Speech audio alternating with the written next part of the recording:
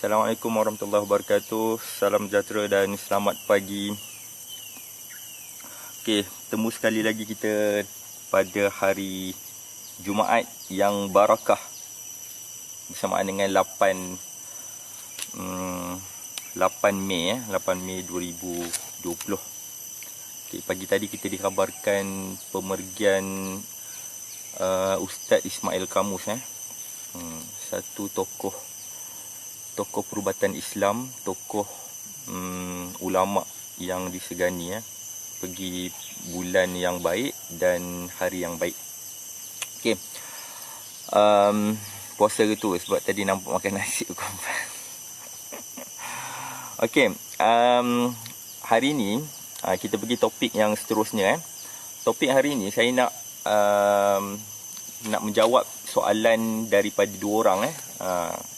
Ada dua orang yang ada soalan daripada dua orang. Salah satunya adalah Salamiah dari Selangor yang mempunyai masalah susah tidur malam. Okey, susah tidur malam ni dia banyak faktor. Susah tidur malam ni banyak faktor. Pertama, dia boleh jadi masalah blood circulation kita tak lemah, poor blood circulation. Bila sistem peredaran darah kita lemah, menjadikan kita rasa, especially dekat sini tau, bahagian ni, belakang ni, bahagian belakang ni, bahagian bahu, kalau sini peredaran darah lemah, biasanya dekat sini akan urat akan jadi tegang. Kita punya blood capillary dekat sini akan jadi tegang tau. Tegang. Lepas tu menyebabkan bila kita tidur, kita terganggu tidur kita. Kita akan rasa macam sakit, kita rasa macam lengah, tegang. Itu biasanya dialami oleh orang yang kerap duduk statik. Maksudnya dia buat kerja menghadap laptop certain time yang panjang. Contohnya dia menghadap laptop buat kerja, tak pergi sana, tak bergerak, duduk statik, fokus saja, biasanya akan tangkap dekat sini, tegang kat sini. So bila tegang dekat sini, ini poin yang paling bahaya, belah sini, belakang ni, saya gelar sebagai poin simpang 4. So bila blood circulation dari tubuh badan kita dekat sini ada blockage kat sini, maknanya dia tegang, highway dia jam, jadi darah jalan tak lancar. Kat sini kita akan rasa tegang. Ingat, bila tegang kat sini, jangan sesekali suruh anak ke suruh sesiapa urut picit. Sangat bahaya bahagian sini, especially bahagian simpang 4. Betul-betul simpang 4 ni dekat kita punya spine. Jangan simply picit, tekan, no. Sebab ini melibatkan saraf tunjang. Saraf tunjang menghubung ke saraf pusat. Dia ada juga saraf yang melibatkan mata. Jangan sesekali picit, simply kita rasa lengah, simply picit, suruh orang picit. Jangan. Apa yang saya punya advice adalah anda cari tukang urut ataupun terapi profesional. Profesional tu maksudnya dia betul-betul pandai cari dia punya urat. Profesional lah. Ada kalau dekat KL tu pusat-pusat yang buat rawatan tradisional yang profesional, rawatan saraf, tulang belakang, memang saya ada jumpa, memang ada. Yang saya dapat tahu dekat area rumah saya ada, dekat Ceras ada terapi Anusrah tak silap, bahagian tulang belakang. Lepas tu kalau dekat tengah bandar KL, dekat bangunan Mara, ini wanita. Kalau dekat Ceras tu lelaki, kalau dekat bangunan Mara tu wanita. Dia memang buat masalah-masalah yang melibatkan tulang, saraf, slip disc, especially slip disc, pergi buat rawatan macam tu. Kalau slip disc ni jangan tanya pemakanan. Pemakanan dia tak membantu.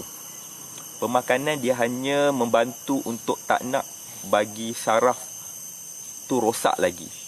Tapi saraf yang dah sedia cedera, sebab dia disc ni bila terslip dia akan himpit tulang belakang. Dia akan himpit saraf tunjang kita. Bila himpit saraf tunjang, mula kita rasa macam kebas. So dia tak boleh simply urut macam tu. Jangan suruh orang buat urut macam tu. Kalau orang tu betul-betul orang tu tak profesional, jangan suruh orang urut. Okay, back to soalan tadi, susah nak tidur. First kali mungkin ada masalah poor blood circulation, sistem peredaran darah yang lemah, pengangkutan oksigen tak berjalan secara lancar dan dia akan mengganggu waktu tidur kita. Anda boleh juga buat terapi, sama ada terapi bekam, terapi acupuncture, kalau Cina acupuncture, dan juga terapi guasa, traditional guasa, guna papan tanduk kerbau tu kita buat. Tapi make sure orang yang buat tu betul-betul ada pengalaman. Ada pengalaman. Saya pandai buat dan saya juga boleh mengajar, tapi saya malas. Jangan minta saya ajar. Sebab agak malas, saya tak cukup masa. So saya fokus pemakanan saja. Boleh cari mana-mana sifu Cina, Chinese especially yang boleh buat terapi perubatan guasa ni, pergi. Ataupun acupuncture ataupun bekam. Bekam pun make sure bekam yang betul-betul profesional. Dia pakai glove, dia pakai mask, dia sanitize dia punya kelengkapan bekam, all sanitize. Tak boleh nak just basuh-basuh cup tu, semua kena sanitize sebab dia melibatkan darah. Bila melibatkan darah, kalau orang tu ada virus, ada bakteria, infection, dia akan berlaku kat situ. Sebab itulah betul-betul profesional. Okay. Dan lagi satu, kalau dari segi pemakanan, untuk orang yang masalah susah tidur, susah tidur ni, dia macam ni, ada saraf kekurangan certain vitamins dan minerals. Kalau saraf kekurangan certain vitamin dan mineral, dia antara saraf dengan saraf ni dia berhubung. Kan iklan susu, sel saraf otak berhubung, dia memang berhubung. Dia macam ni, dia ada satu saraf ni, dia ada transmitter dia, ada synapse dia ada dendrit dia. So dendrit penghubung dia ni nak pergi satu lagi ni, dia ada yang menghubung saraf dengan saraf ni, dia adalah kita panggil, dia ada tenaga elektrik. Saraf dengan saraf ni dihubung dengan tenaga elektrik. Sebab tu dia bagi impuls. Impuls tu maksud dia isyarat. Sebab itulah bila kadang-kadang kita pegang benda panas, tiba-tiba suddenly kita angkat. Itu adalah tindak balas refleks. Refleks tu maksudnya saraf kita ni, dia rasa panas, rasa sakit pada tangan kita ni, terus bagi isyarat. Dia hantar cepat, dia terus bagi isyarat pada otak mengatakan benda ni panas, benda ni sakit. Barulah tangan ni terus angkat. Within berapa second saja, tak sampai 1 second, terus kita rasa ni, otak dah translate kata benda ni panas. Ada satu penyakit, otak tak dapat translate kata benda tu panas, benda tu sakit. Deria saraf dia tak dapat bagi impuls pada otak. So bila panas pun dia boleh ni. Ada penyakit tu. Saya ada baca satu buku, especially budak, dia lahir-lahir, dia tak tahu dia tu deria saraf dia sakit, deria rasa panas, rasa sakit ni dia tak ada. So bila dia jatuh, so mak dia kena closely monitor. Takut bila dia terjatuh dia tak rasa sakit. Bila berdarah dia pun tak rasa sakit, tiba-tiba berdarah. So ada penyakit, itu melibatkan saraf. Saya percaya ada something kekurangan pada saraf, vitamins dan mineral pada saraf. Spesifik tu kita tak tahu. Sebab itulah kalau pergi specialist, neuro specialist, sakit saraf, kalau ada certain penyakit tu yang melibatkan saraf, doktor tak ada ubat. Doktor just bagi suplemen antaranya adalah vitamin B12. Yes, vitamin B2, B12 yang untuk saraf. Just simply supplement. Sebab saya ada jumpa yang saya consult seorang pesakit ni, dia lumpuh, half body paralyzed, tapi bukan disebabkan infection atau bukan disebabkan stroke, blood circulation apa, tak. Rujuk neuro kata tak ada ubat. Specialist neuro dia just bagi ni saja, suplemen saja. So untuk kes macam ni, saya cadangkan biasanya kalau untuk kes saraf, depression, anxiety disorder, apa lagi, Parkinson, ini saraf. So dia perlu feeding sel saraf tu untuk redevelop. Saraf kita boleh develop balik. Dia ada lifespan dia. Tak silap saya 6 bulan sekali dia renew. Kalau macam darah kita ni, dia develop 3-4 bulan sekali baru fresh renew balik darah kita. Kalau kulit, setiap hari dia renew sebab kulit kita berdaki. Rambut setiap hari, lifespan dia setiap hari. So sebab tu lah rambut kita makin lama makin panjang, makin lama makin panjang. Saraf kuku makin lama makin tumbuh sebab dia setiap hari. Tapi kalau saraf ni, dia bukan setiap hari. Dia ada lifespan dia dalam 6 bulan. If I'm not mistaken, 6 bulan sekali. 6 bulan sekali dia redevelop. So kita boleh feeding dia. Feeding certain nutrient, vitamins dan mineral. Jadi macam mana kita nak tahu dia ni kurang certain vitamin, kurang nutrient? Kita kena makan vitamins, nutrient yang boleh kita panggil, yang boleh redevelop saraf tu. Feeding. Dia ada certain nutrient yang boleh feeding dia. Contoh kalau macam darah perlukan apa? Kita perlu feeding apa? Bagi dia makan apa? Bagi dia makan iron, bagi dia makan folate, bagi dia makan acid folic tu, bagi dia makan iron, acid folic, lepas tu vitamin B2. Itu untuk darah.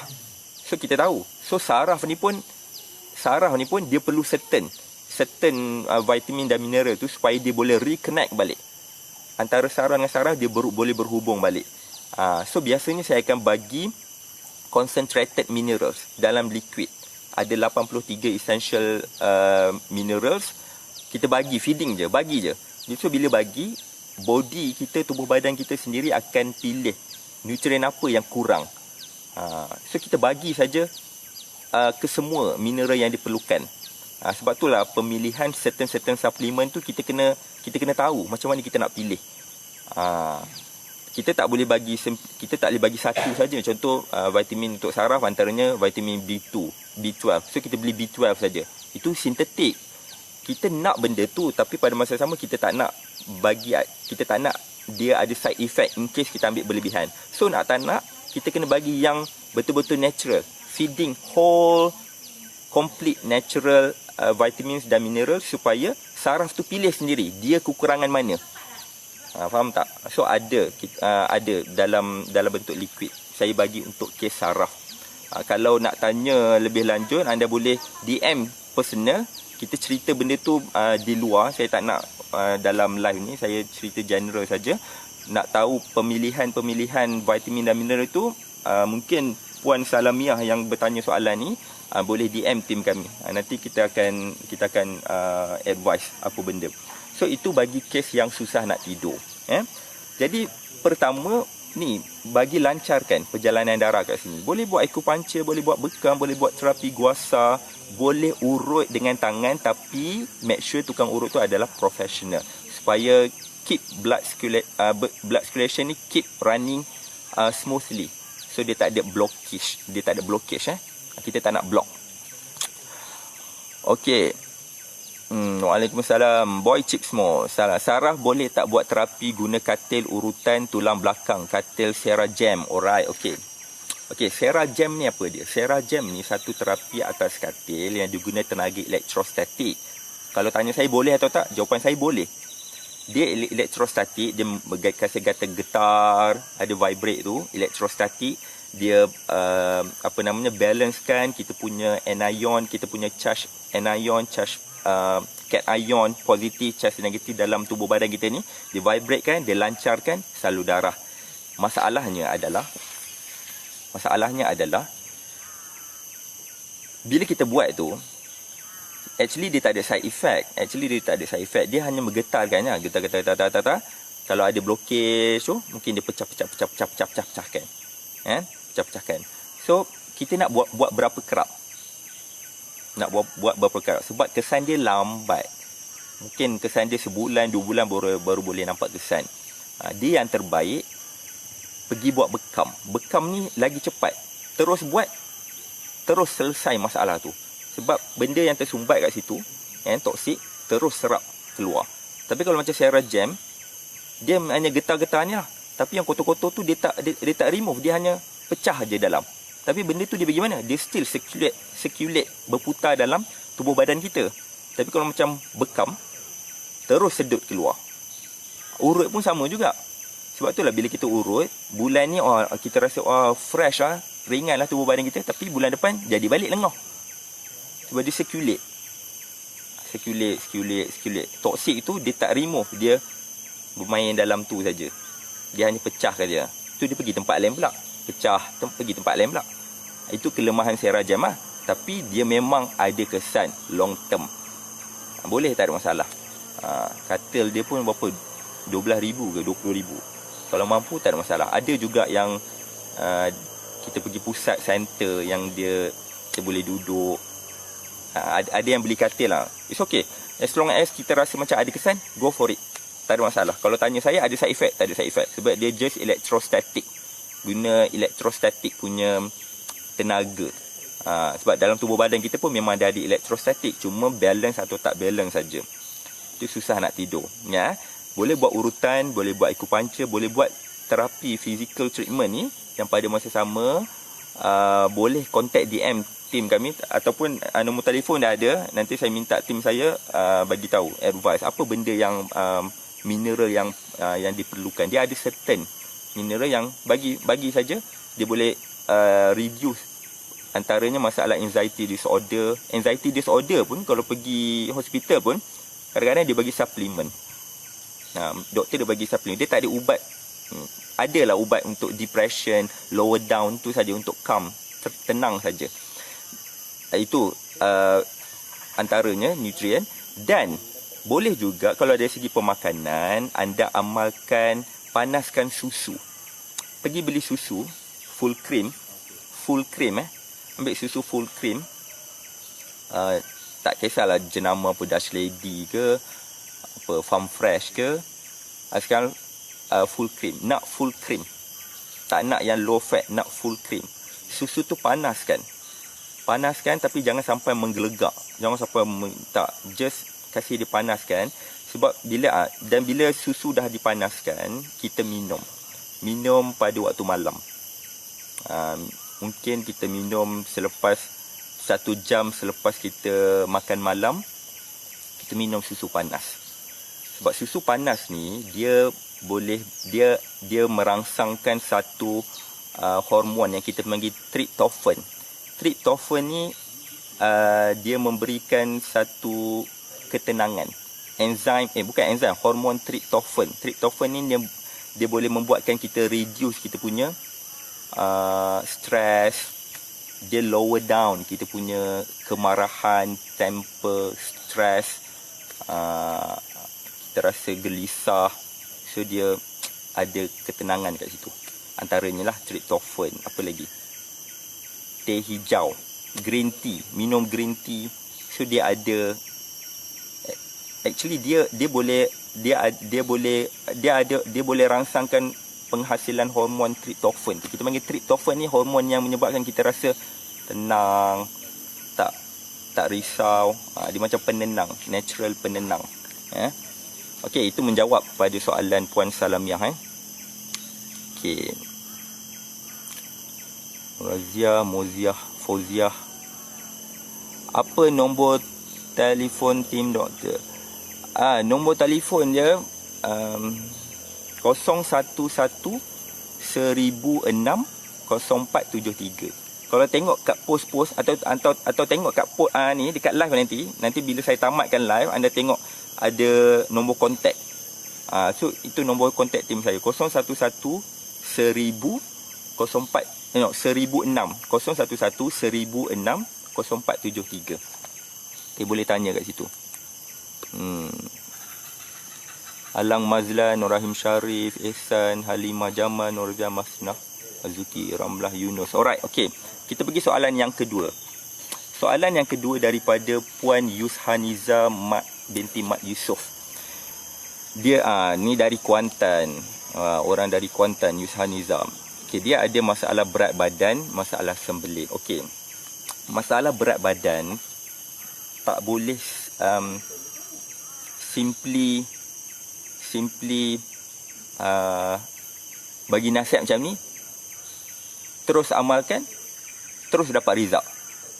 Kalau tidak, Malaysia ni dah tak ada dah orang bersaiz badan besar.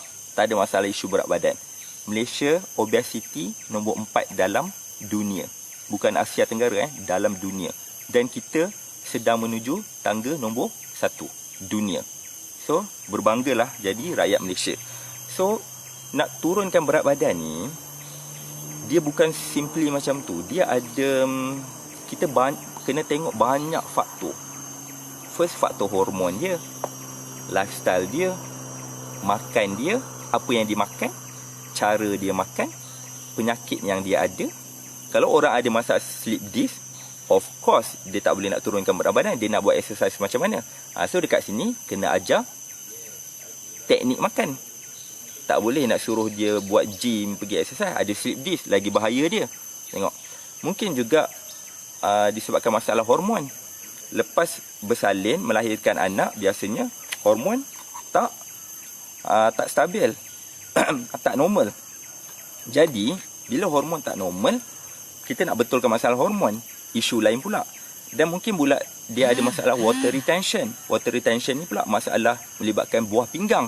Lagilah susah nak buat, kita nak consult. Sebab buah pinggang ni antara penyakit yang saya elakkan. Tak nak handle kes ni adalah buah pinggang. Sebab dia sangat remeh, sangat renyah. Kalau dah rosak, susah nak baik pulih. Sebab itulah kalau treatment pun hanya dialisis saja. Dialisis hanya tolong cuci saja darah.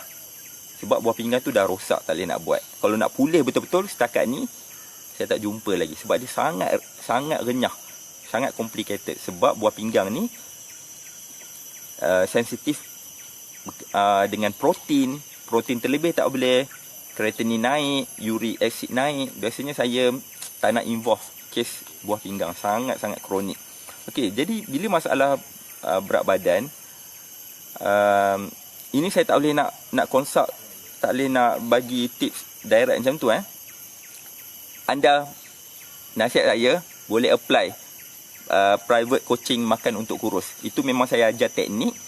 Dan saya baru ni saya ada minta peserta MUK ni bagi saya spesifik bagi isi borang.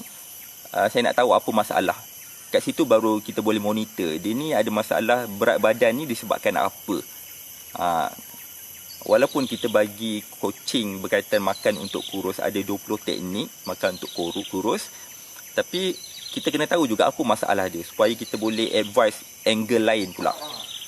So dia sangat complicated. Itu berat badan saya tak boleh nak jawab kat sini. Yang kedua adalah masalah sembelit. Okey, bila masalah sembelit, kita nak buat apa? Okey, first kali sembelit ni kita kena betulkan microflora environment dalam usus kita. Maksudnya jumlah bakteria baik dengan bakteria tak baik ini dah terganggu. Tak balance. Bila tak balance, jadilah masalah sembelit. Kita ingat kunci dia, microflora environment. Melibatkan bakteria.